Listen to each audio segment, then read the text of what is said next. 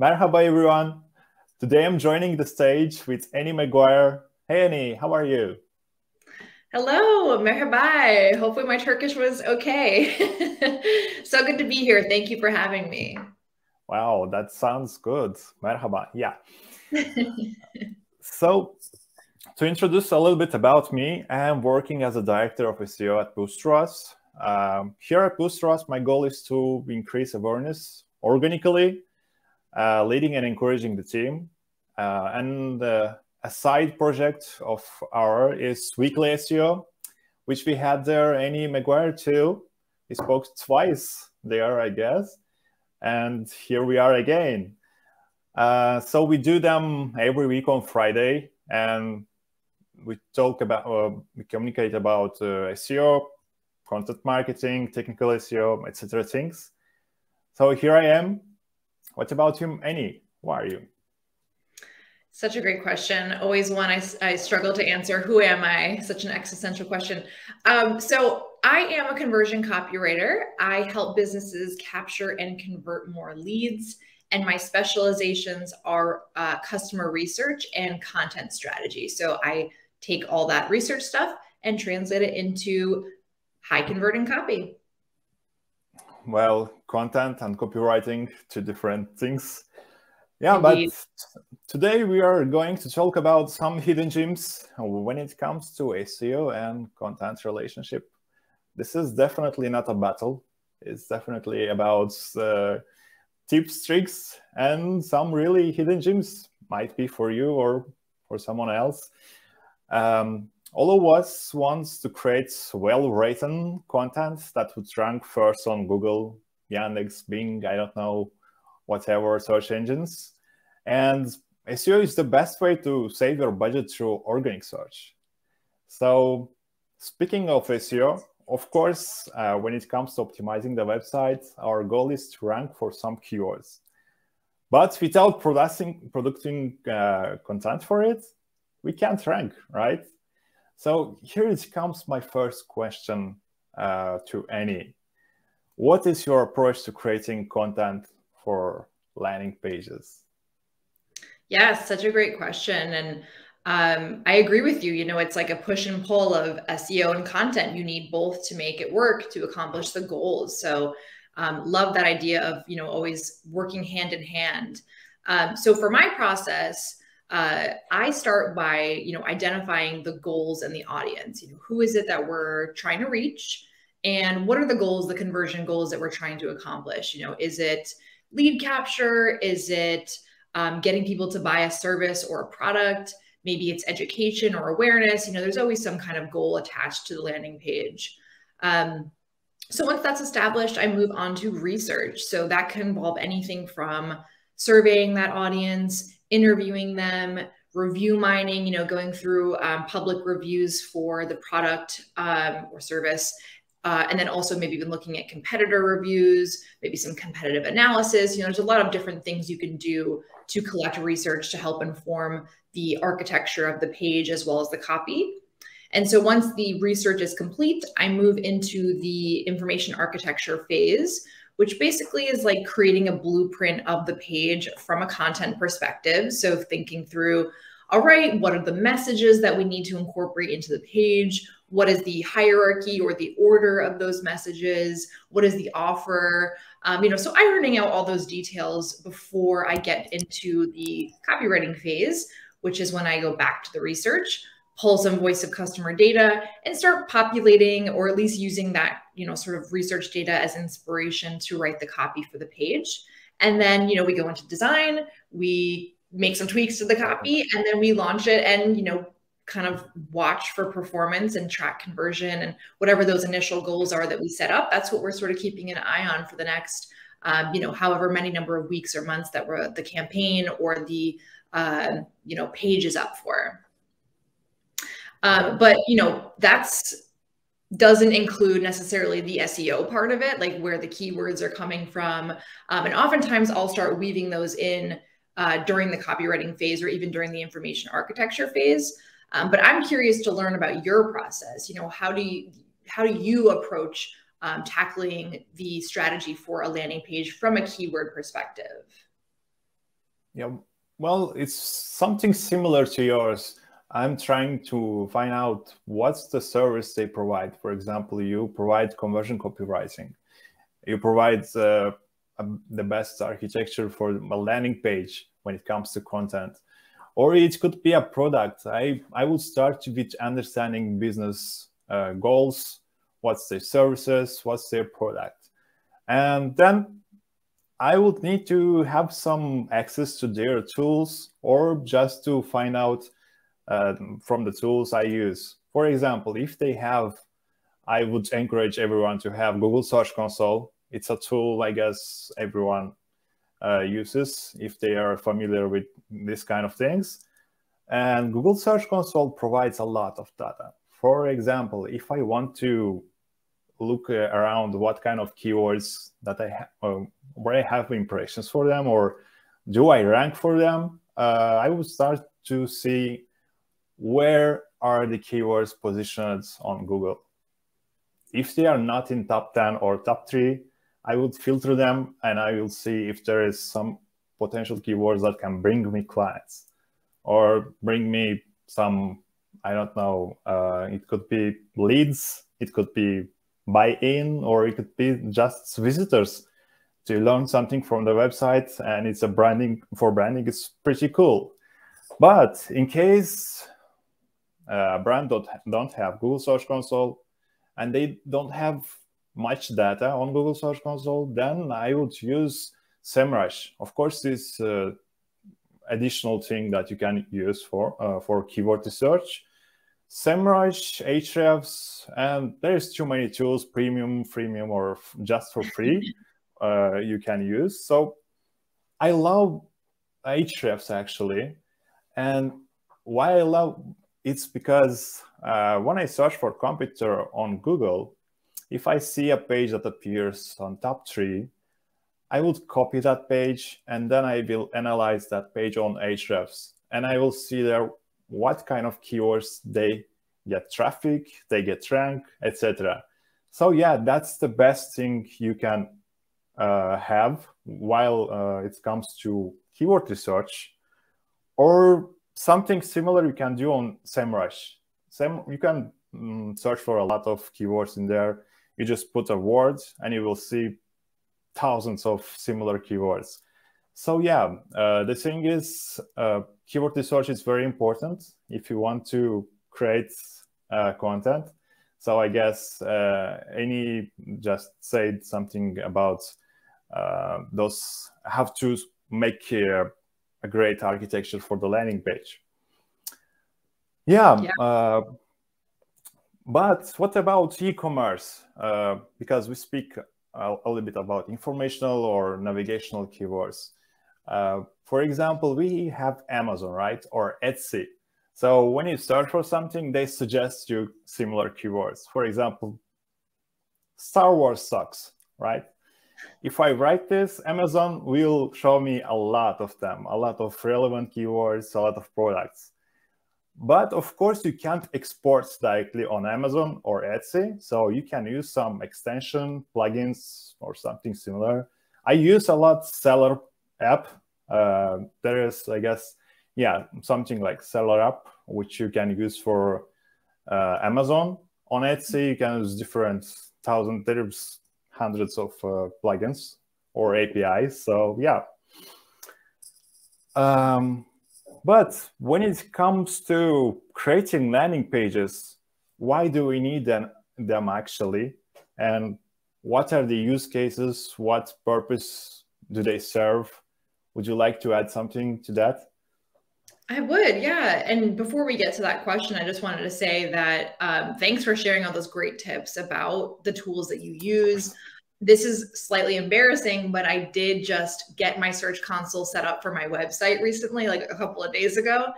And I'm loving it so far. It's really cool just to kind of get a sense of things and see, you know, what keywords are influencing my ranking and all that. So awesome tool, excited to dig in further. And I hope I can start to become more comfortable with more of these tools that you're talking about, because it is so important, right? But yeah, back to landing pages, you know, what are they used for? What are the goals, the purposes, etc.? Usually landing pages, you're talking about usually selling something or capturing leads. So, maybe you've got a landing page where you're targeting people at the top of the funnel and you're trying to capture leads maybe for a free download, a lead magnet, or maybe you're trying to expand your reach. Maybe it's about awareness or education. Like maybe you're selling a product with really low market sophistication, maybe something new to the market and that no one's really familiar with yet. A landing page could be great for, maybe helping people understand what that product is and why they need it, why it sort of alleviates a pain that they might have.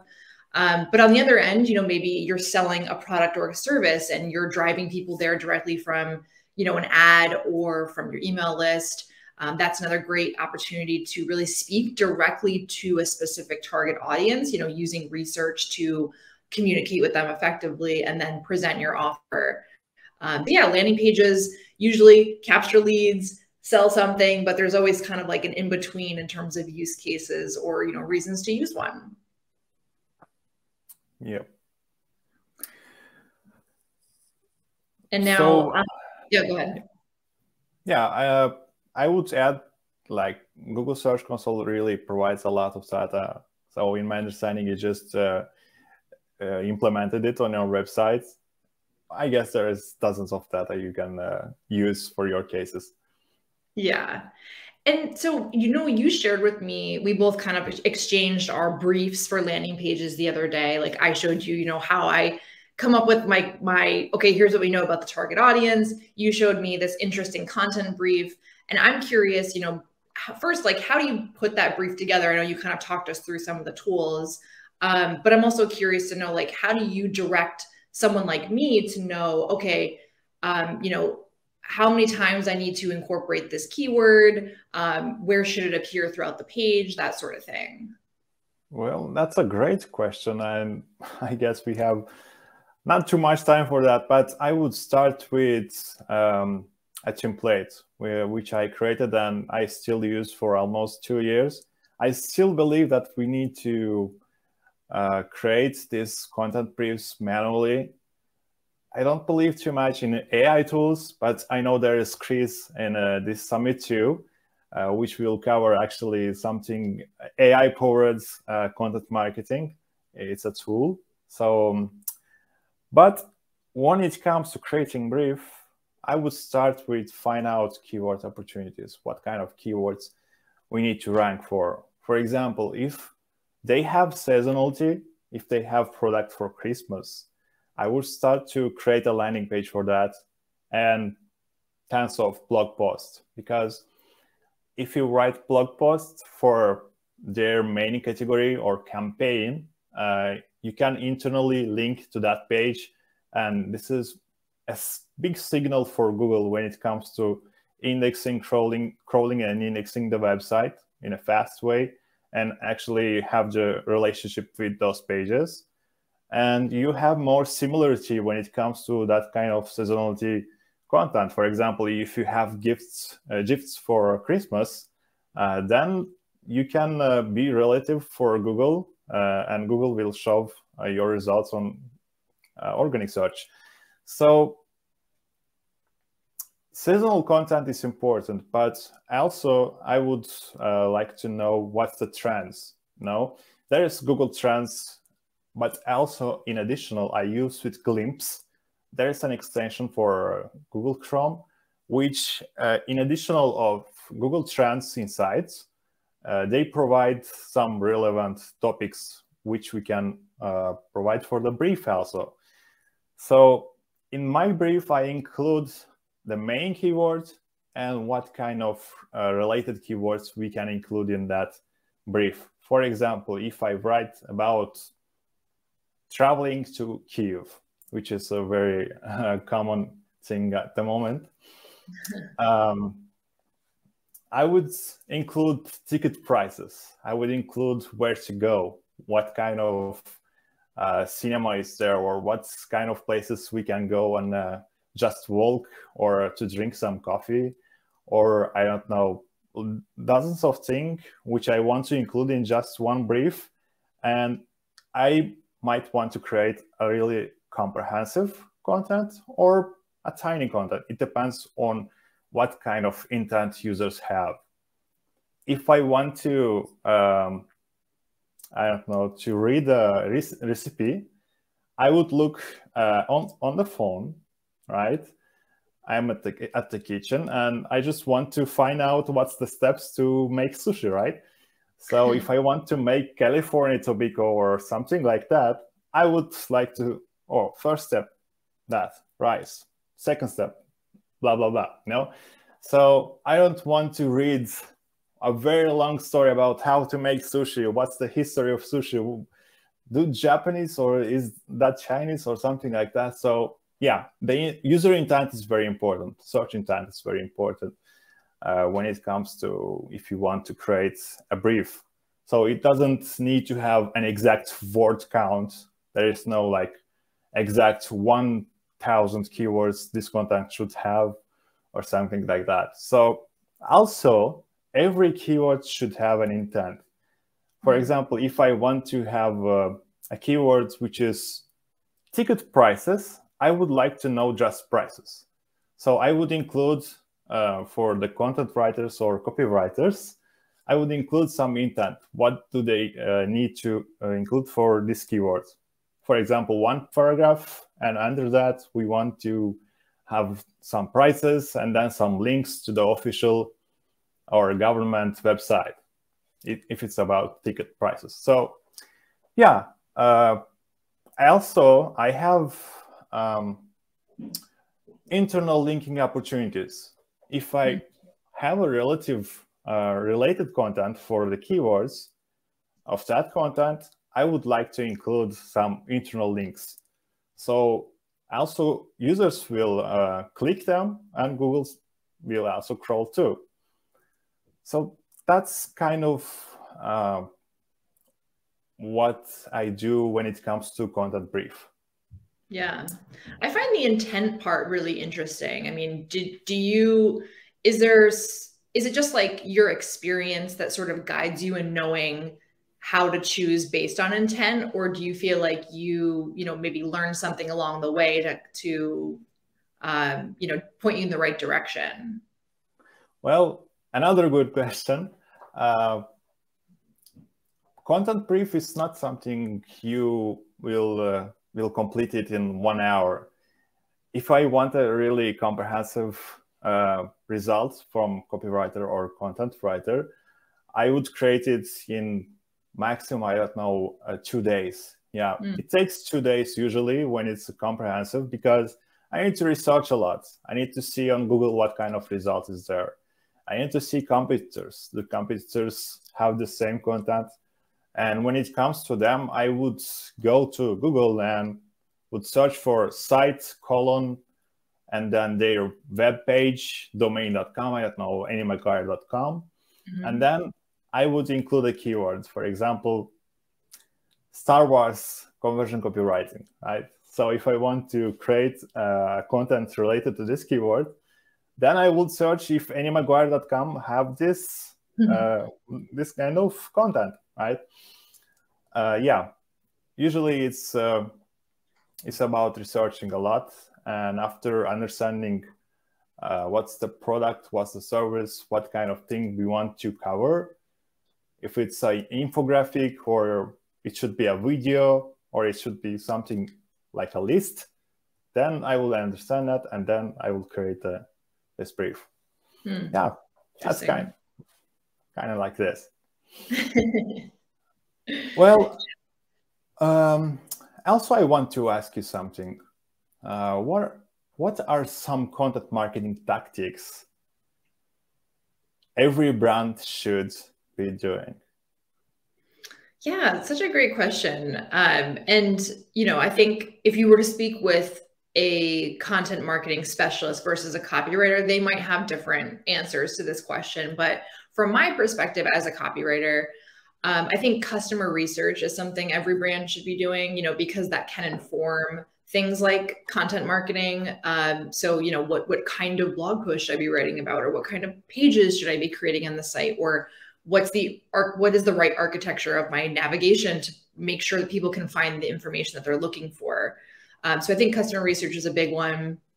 even if it's as simple as just like looking at through your reviews for insights, or even your competitors' reviews, or sending out a simple survey. It's like, doesn't have to be complicated.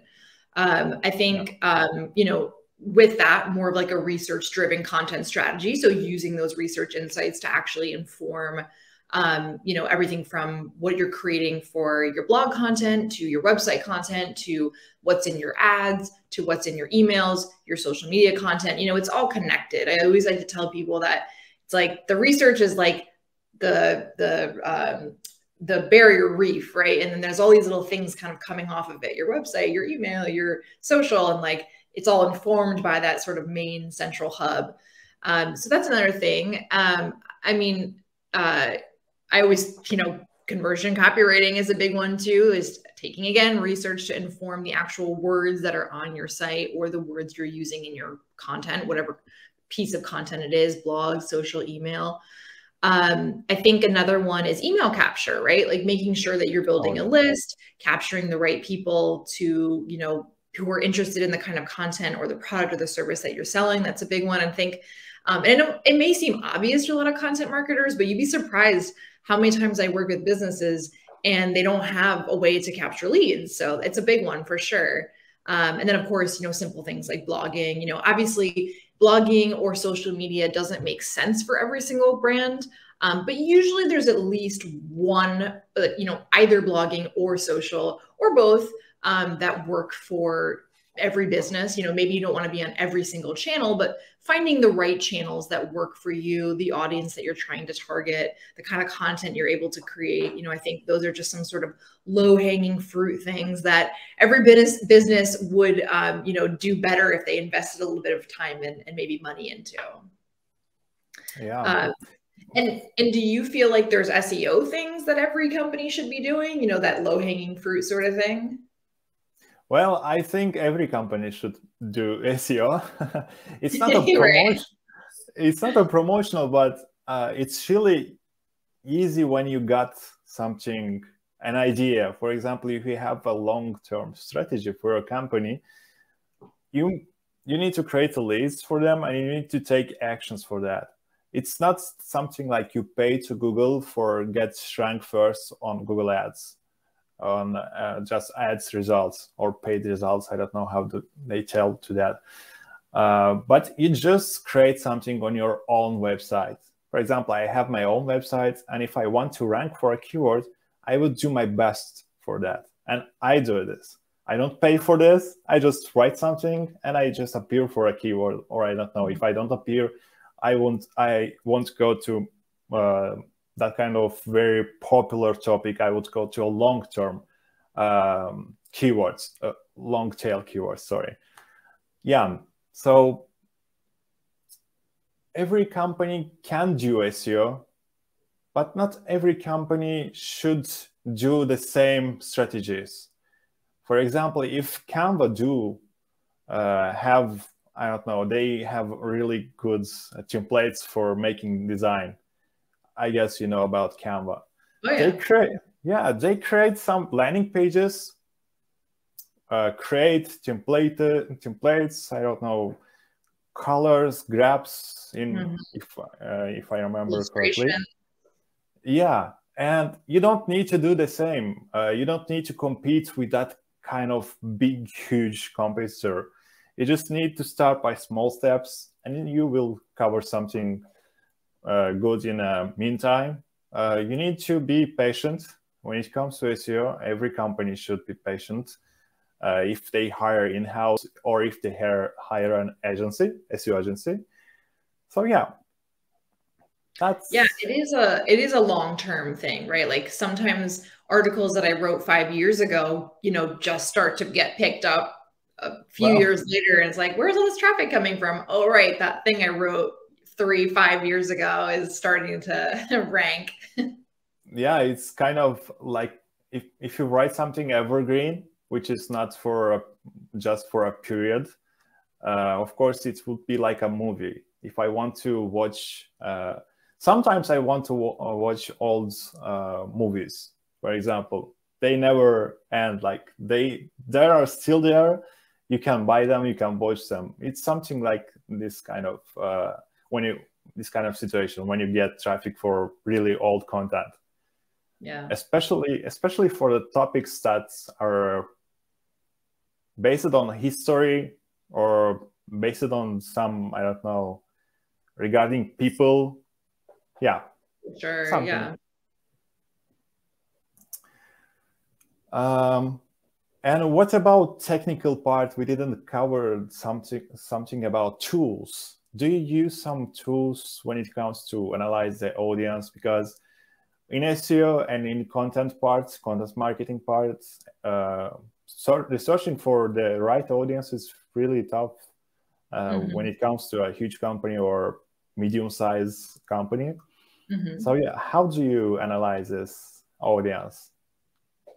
Yeah, so usually when I work with clients, they have an existing customer base. So we usually start there, whether it's surveying them or interviewing them.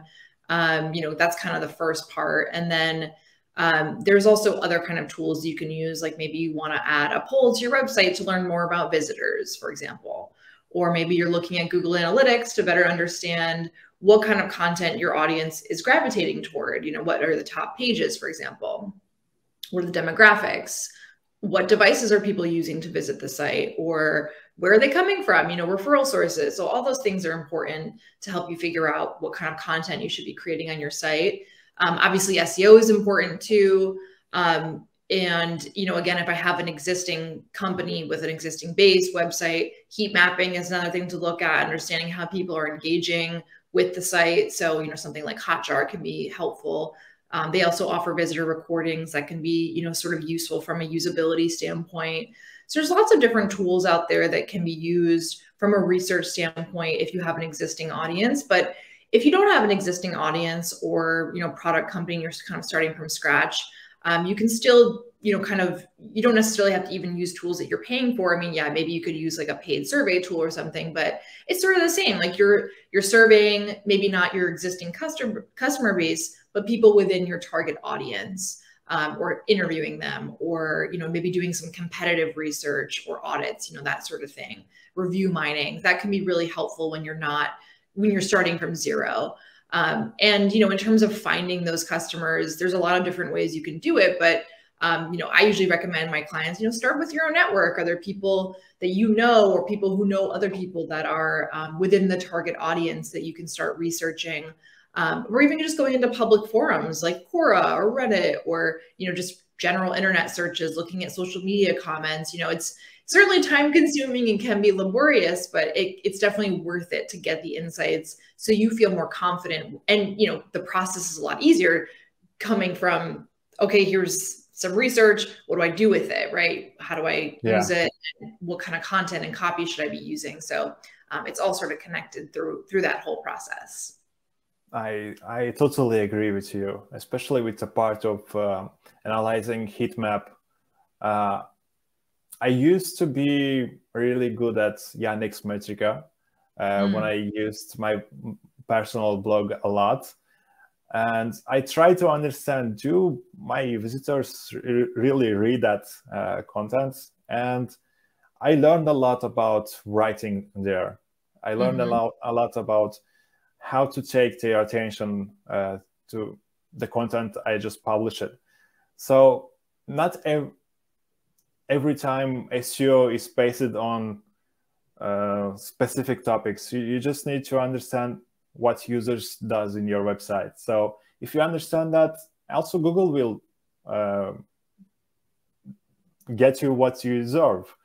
So when it comes to SEO tools, if you want to analyze, I don't know, duplicate content or duplicate titles, which is really harmful at the last time. Google rewrites a lot meta titles, by the way.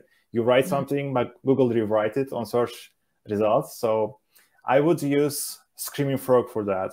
Screaming Frog SEO Spider. It's a little bit funny, the name, but it's really a cool software. Yeah, Screaming Frog SEO Spider. And also you can use, there's dozens of them, but Deep Crawl or Ahrefs Site Audit. But speaking of free, there is a SEMrush, I guess, extension, SEO Quick. So you can use that. You can use to understand what kind of pages do you have, or what's the meta title, description, canonical, etc., technical things. So yeah, that's kind of what we wanted to cover in this session, 30-minute session. And thank you very much, Annie. I would like to ask you how people can reach you. Yeah, absolutely. The best way to get me is on my website, anniemaguire.com, and that's Maguire. And you can, contact me through there. You can sign up for my free download, join my newsletter, follow me on various, channels. So head to anniemaguire.com. You have a very insightful newsletter, by the way. I'm here, one of the subscribers. Thank you. Yeah, well, you can find me on Twitter, Adamita Roman, or on LinkedIn, /in/Roman Adamita. Or I have my personal blog, picardes.com. And that's it. Thanks a lot. See you next time. Thank you. Thank you so much. Thanks for watching and